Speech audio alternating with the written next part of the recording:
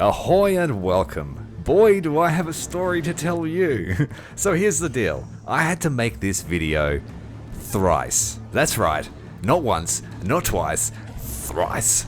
The original video and the encore somehow destroyed. Backups gone. They were truly the greatest videos in the world. But unfortunately, they were lost to the devil in the machine. And what you're about to see isn't that video. It is just a tribute.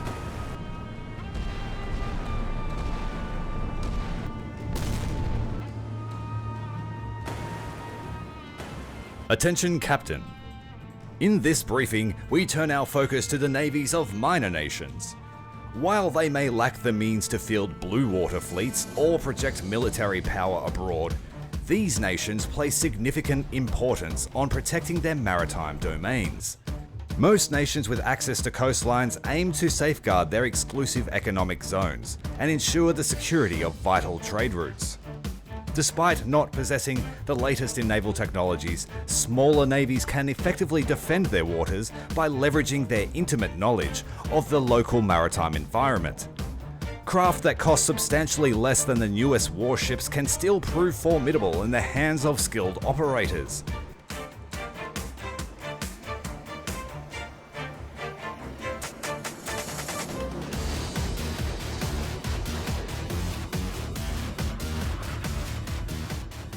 Many regional or green water navies procure technology from the global defense market or through alliances with superpowers. They acquire the older vessels no longer in service or collaborating on joint projects to develop new types of craft.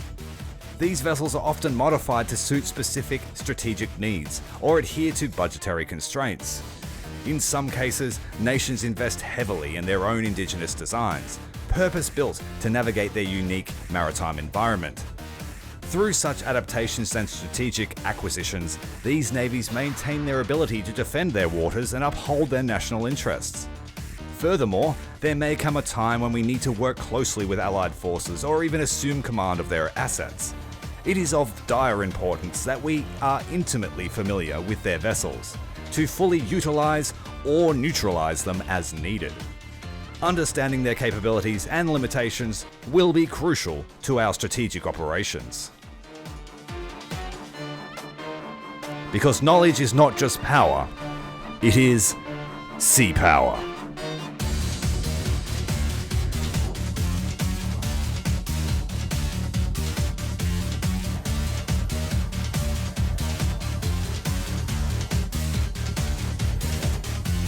Would you like to know more? Leave your thumbprint down below to confirm your identity and your subscription to confirm your allegiance. The first of our ships is the Project 89.1 Condor 1. 21 of these ships were built for minesweeping duties for the Volksmarine. They are armed with 25mm cannon and lots of depth charges. There is a second variant, the Project 89.2 Condor 2, which had more 25mm mounts and Strela 2M for air defense, but that is not yet present. I have covered the Condor 2 on the channel before, check it out. There was a simplified version of the Project 206 known as the Mole to NATO. It was stripped of most of its systems and is really only good for policing closed waters in backwater countries. The Egyptian version has no torpedoes, but would make a decent point defense ship in numbers. The Egyptians had another variant of the Project 206 which was much more capable, fitted with two Grad MLRS systems. It also had the SAN-5 Grail surface-to-air missile added in a tub aft. This would be a much more capable vessel for attack. The Grad has a surprisingly long range and is devastating to large warships where accuracy won't matter. This would be the third time that the Charles F. Adam is mentioned, but this time it's called the Lutjend. It was the German variant for West Germany, with more aerials, a second mast mounted on the aft funnel, and exhaust gases were emitted sideways on either side of each funnel. The German variant also had a slightly different sonar dome. They were designed to provide AA defense for West Germany. The Type 148 or Tiger class was a collaboration between Germany and France, based loosely on the Jaguar class, but armed with the Otto 76 and Exocets. The ships served for 30 years. After decommissioning, they were scrapped or sold to different countries. I would like to see the successor boat added to the game, which was the Type 143 Albatross class, which had two 76mm guns, fore and aft. The West German Navy has two types of U-boat, or patrol submarine. The Type 205, which was a small diesel-electric single-hull vessel, optimized for use in shallow seas, particularly the Baltic. The magnetic steel used for the pressure hull made it visible to anomaly detectors. This was a major cause for concern, which was rectified with the Type 206, which was larger and built with non-magnetic steel for the pressure hull. It was small and agile like its earlier cousin, but well suited for coastal defense. There was an export variant for Israel, known as the Gal. I think this sub is so ugly that it's actually quite beautiful. India's naval forces are kind of underrepresented at the moment, but we do have the Blackwood frigate, the Type 14. They were a minimal second-rate anti-submarine warfare frigate built to complement the Whitby-class frigates built for the Royal Navy. They served until the late 1970s, and 3 of these were built for India. No doubt we will see more ships from India once the Royal Navy is fleshed out. Now for Iran, who are a funny bunch because they have a lot of NATO-style warships because of their close alliances before the Islamic Revolution. Now, they are not friends. These ships were built in the United Kingdom by Vosper, based on their Mark V design. These ships saw action in the tanker war phase of the Iran-Iraq War.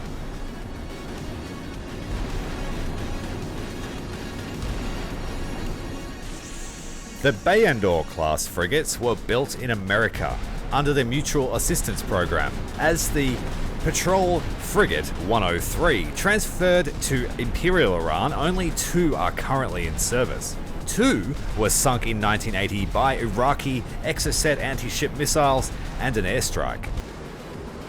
The smallest and ironically the most famous of the Iranian warships is the Tyrael, or the Boghammer, which was built in Sweden by a Swedish boat builder. In the 1980s, the company became known after they built 50 of these patrol boats for Iran, a $10.8 million order that was 3 times their normal revenue. Now, a fair warning, in an ambush situation, this class is extremely dangerous, and it's not what you think. There are 2 variants of this boat, and one of them is dangerous, the other one is deadly. One is fitted with a Grad and a 40mm Bofors. You know, it's dangerous, right? Then you got this one, which is armed with the Sea Killer 2. 2 of them. An Italian anti-ship missile, which is extremely competent. It swaps out the Bofors for a 23mm, but on a radar, they look the same. The previously mentioned Type 148 Tiger class was a collaboration with France, and France built the La Combattante 2A. It's a missile boat, it's a fast attack craft, second batch of 37 vessels, 12 were purchased by Iran. The difference here is this one is fitted with harpoons, which I think are the better missile, honestly. The least potent of all of the Iranian boats is the Parvin patrol boat. These vessels are modified versions of the PGM-71 hull, built by American shipyards Peterson Builders. If you spot this hull shape, always assume it's deadly because it's very similar to the Kaivan, and the Kaivan is deadly. The Iraqi boats are all Soviet-era boats, so if you want to know more about those ones, you'll have to watch the Soviet video. But the OSA has a nice paint job, so I'm showing it off. Israel's experience with anti-ship missiles began with the sinking of INS Eilat in 1967 by Egyptian missile boats, marking the first loss of a ship to anti-ship missiles in combat. This event underscored the importance of missile defense and influenced the development of the Saar-class boats. Based on the German Jaguar class, it was a torpedo boat armed with Bofors and torpedoes. which wasn't very useful for the upcoming style of combat. So the Israelis took the Sa'ar-1 and added some Gabriel 2 anti-ship missiles, turning it into the Sa'ar-2.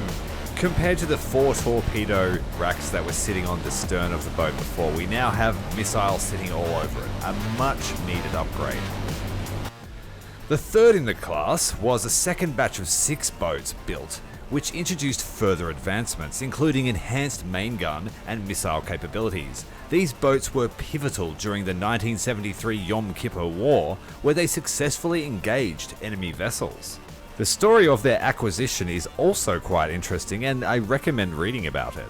The Sa'ar-4 class represented a significant leap in design and capability. These boats were larger and more heavily armed than their predecessors. They featured advanced radar and electronic warfare systems. Sa'ar-4 was also present at the first missile boat duel, the Battle of Latakia. The next class, Sa'ar 4.5, introduced 2 notable variants, the Aliyah and the Hetz. The Aliyah variant featured enhancements in capability, featuring a hangar for 2 helicopters, Harpoon anti-ship missiles, as well as Gabriels, and improved anti-aircraft and anti-missile defense. Notably, she was the smallest warship fitted with aviation facilities. In-game, the ship can launch 2 MD-500 helicopters, which are armed with tow missiles, which offer an interesting diversification of tactics. The Hetz sub-variant was a stretched Sa'ar-4 just like Aliyah, but it was fitted with more weapon systems and better electronics, on par with Sa'ar-4. There's Harpoons, Gabriels, you've got the Phalanx Seawiz, got electronic warfare suite. It really is a nice boat, but I do prefer the Aliyah just simply because she's got helis and she's tiny at under 500 ton. The Libyans also benefited from the Franco-German missile boat program in the Type 148. They received a variant fitted with the Automat anti-ship missile, and from what I can see, they are the only boat in the game so far that are fitted with the Automat. That may change as we head towards release, but it's cool to see the Auto there. A lot of the fleshed out nations at release will be from the Middle East or the Mediterranean. But there is one nation from Europe that has seen a lot of love, and that is the Norwegians. We have completed an operation as the Norwegian Coastal Defence Force. I suggest you check it out if you would like to know more. Here is myself from the past explaining the benefits of Norwegian boats. Today we are in charge of a Norwegian coastal defence fleet. The least capable of our ships is the Sauda-class minesweeper, a class of 9 minesweepers and 1 mine hunter built for the Royal Norwegian Navy. Its 20mm armament is nothing more than a deterrent. The first line of defence that we have is the Snog-class fast attack craft, a very fast, very capable vessel armed with missiles and a heavy torpedo armament. It lacks any form of air search radar and only has a 40mm Bofors for self-defense. An evolution of the Snog class is the Hauk class fast attack craft, which favors a missile armament over torpedoes. It is faster, but weighs slightly more. It too lacks an air search radar and is extremely vulnerable to air threats. The Sleipnir is an anti-submarine warfare corvette, a class of 2 built for the Royal Norwegian Navy. More were planned, but insufficient funds prevented construction.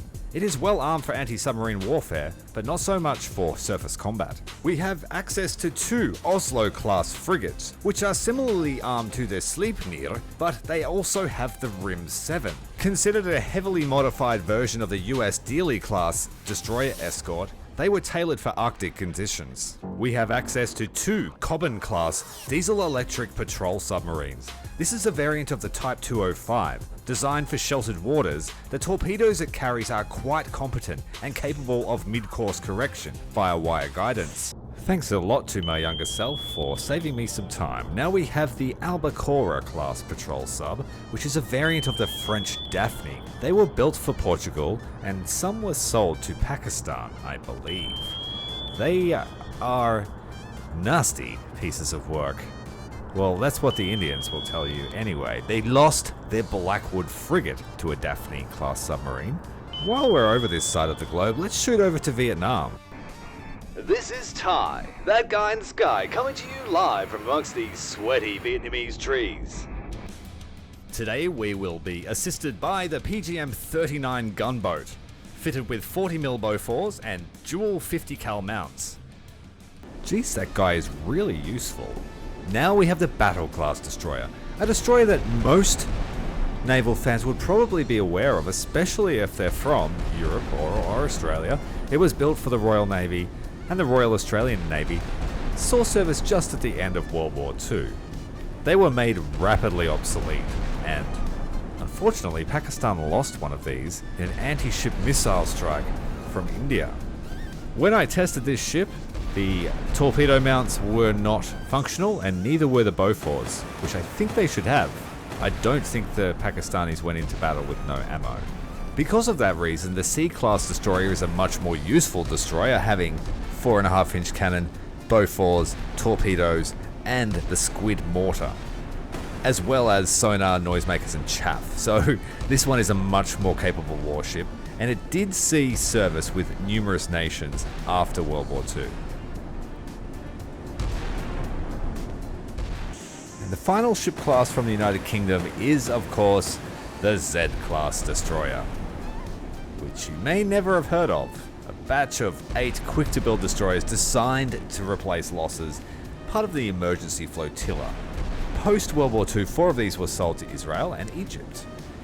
Previously mentioned INS Eilat, HMS Zealous, would be the first ship to be destroyed by anti-ship missiles in combat ever.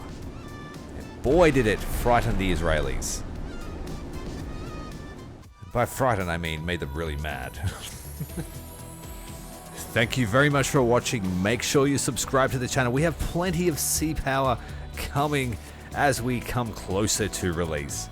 I'm Commander Tyrael. Make sure to check out the other videos in the series. See you next time.